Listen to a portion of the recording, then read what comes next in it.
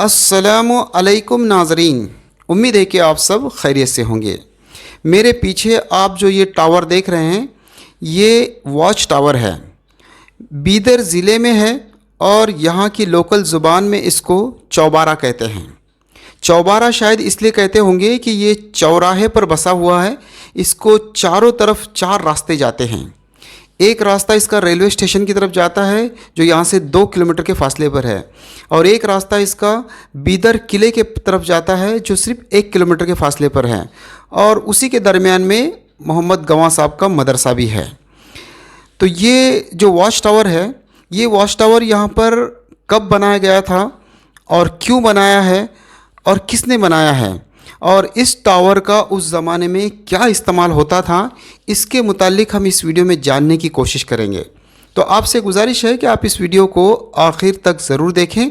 चलो मैं पहले आपको ये चौबारा ठीक तरह से दिखाता हूँ कि इसके अंदर क्या क्या चीज़ें मौजूद हैं। जैसे आप ये देख रहे हैं कि नीचे का जो घेराव है इस चौबारे का, ये 180 फीट बतलाया जाता है, और उसके अंदर कमानें बनी हुई छोटी छोटी सी। और ये जो चौबारा है ये दिखने में तो ईंटों जैसा दिख रहा है, लेकिन ये पत्थर से बना हुआ है। ये पत्थर है, यहाँ के ईंटों के जैसा ही इसका कलर है, लाल वाला। ऊपर देखिए टॉप पे ऐसी बॉन्ड डिज़ाइन बनाई गई है, और 4 सिमत में 4 घड़ियाँ हैं, यानी जो 4 रास्ते जाते हैं वो चारों सिमत में एक एक घड़ी है, ताकि लोगों को वक्त का पता चले।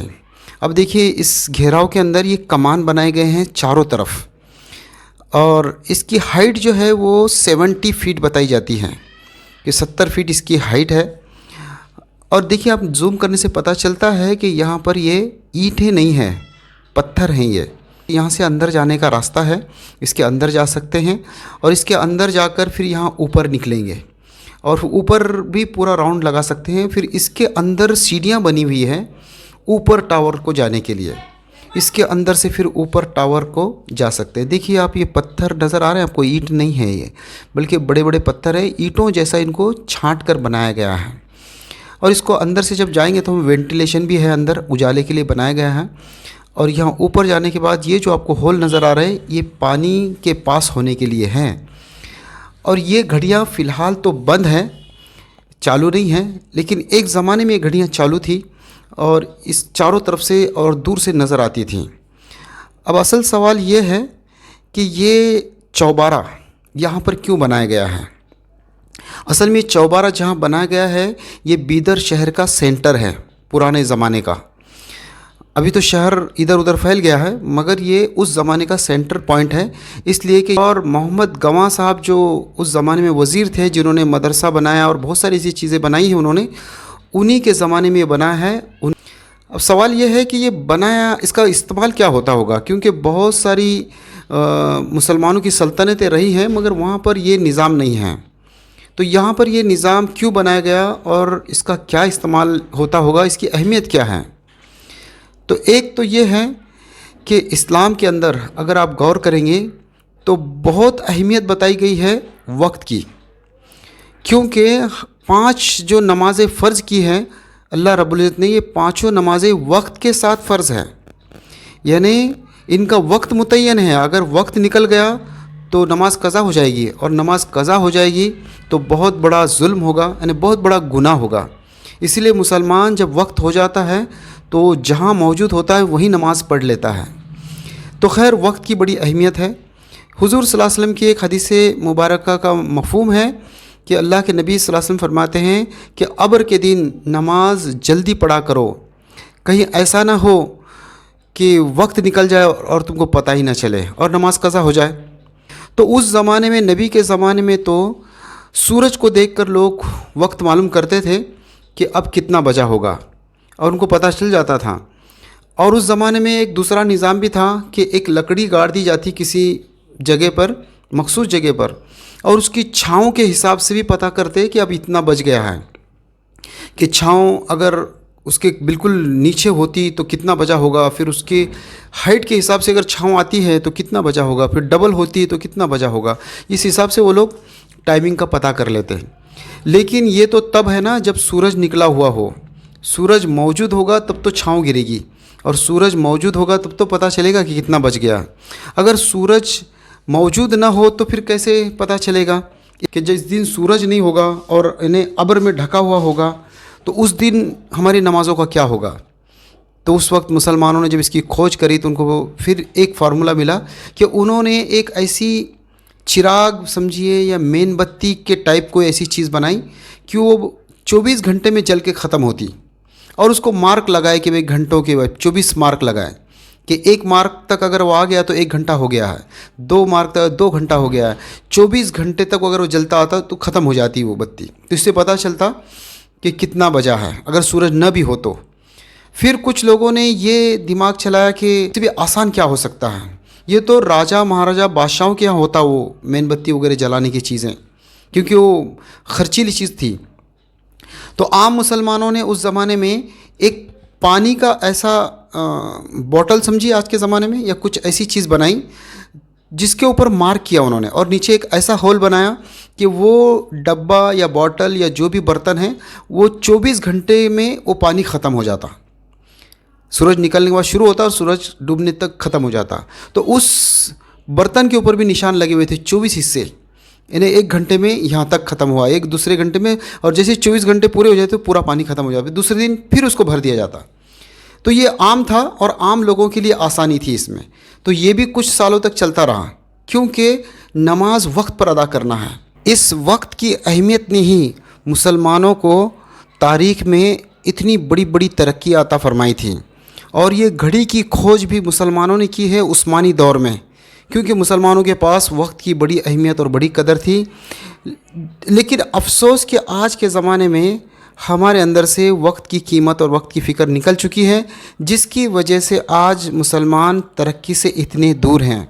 आज भी अगर हम वक्त की कदर करें और वक्त को ज़ाया ना करें और वक्त का सही इस्तेमाल करें तो इंशाअल्लाह आज भी अल्लाह ताला मुसलमानों को ज़रूर तरक्की अता फ़रमाएंगे। पाँचों नमाज़ों में जो सब में बड़ा फ़र्क है वो वक्त का ही है।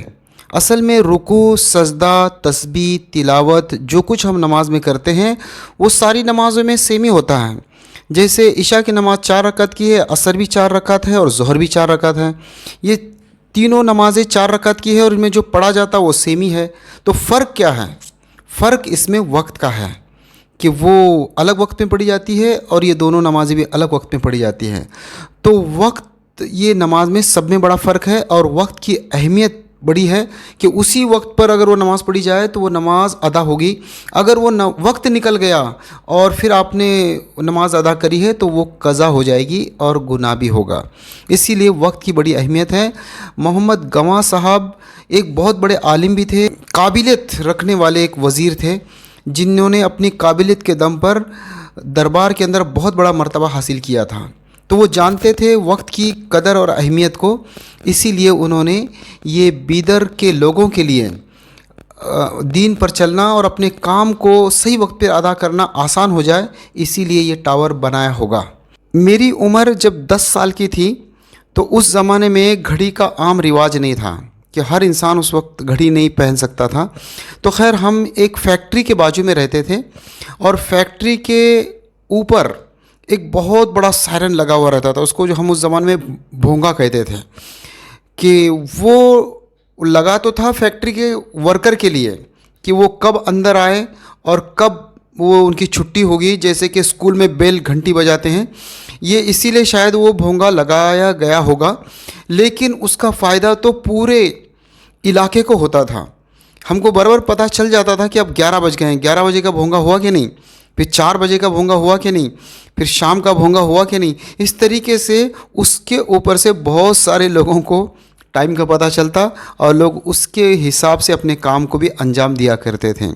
तो खैर ये भी उसी मकसद से बनाया गया होगा और इसका इस्तेमाल भी वही होता होगा उस ज़माने में, वरना कोई दूसरा इस्तेमाल तो इसका समझ में नहीं आ रहा है। अगर आपके समझ में अगर कुछ आता है कि ये टावर क्यों बनाया होगा, उस ज़माने में इसकी क्या ज़रूरत पेश आई होगी और ये किस काम में इस्तेमाल होता होगा, तो आप कमेंट करके ज़रूर बताएं ताकि आवाम को ये पता चले कि ये टावर क्यों बनाया गया है और इस्लाम में वक्त की अहमियत कितनी है। यहाँ के मकामी लोगों से बात करने पर हमको पता चला कि आज के ज़माने में भी इस टावर का इस्तेमाल होता है साल में सिर्फ 1 महीना, यानी रमज़ान के महीने में। यानी इसके ऊपर कुछ सायरन लगा हुआ है, जैसे आम शहरों में भी सायरन लगे होते हैं रमज़ान के महीने में, और सहरी का ख़त्म वक्त ये बजता है। और ऐसे ही रोज़ा इफ़्तार करते वक्त भी ये बजता है कि रोज़ा का वक्त कब शुरू हुआ और कब ख़त्म हुआ, ये इस पर सायरन बजाकर बताते हैं। यानी आज भी इसका इस्तेमाल होता है, भले ही साल में एक मरतबा। खैर, इस वीडियो में जो बताना मकसूद था कि इस्लाम में वक्त की कितनी अहमियत है। वक्त एक मरतबा अपने हाथ से निकल गया तो वापस नहीं आता है। चाहे हम करोड़ों रुपया खर्चा करें, गया हुआ वक्त वापस नहीं आता है। इंसान गए हुए वक्त पर पछताता है। इसीलिए आज हमारे पास वक्त है और इसका हम बेहतर से बेहतर कामों में कैसे इस्तेमाल कर सकते हैं, इसके मुतालिक हम सोचें और इसको उन कामों में भी अपने वक्त को लगाएं जो हमको मरने के बाद हमेशा के लिए काम आने वाले हैं। खैर के कामों में अपने वक्त को लगाएं, ये इस्लाम की तालीम भी है। मोबाइल का ज़माना है आज का, और मोबाइल के अंदर कितना वक्त कब निकल गया पता ही नहीं चलता है। लेकिन फिर भी जो लोग फ़िक्रमंद हैं वो मोबाइल के आज के इस दौर में भी अपने हर काम को वक्त पर इस्तेमाल करते हैं। तो उम्मीद करता हूँ कि इस वीडियो से आपको कुछ अगर फ़ायदा पहुँचा है, अगर ये वीडियो आपको अच्छी लगी है तो इस वीडियो को ज़रूर लाइक करें और चैनल को सब्सक्राइब करें और अपने दोस्तों में इस वीडियो को शेयर भी करें। चलो तो मिलते हैं ऐसी किसी और वीडियो के साथ। अल्लाह हाफिज़।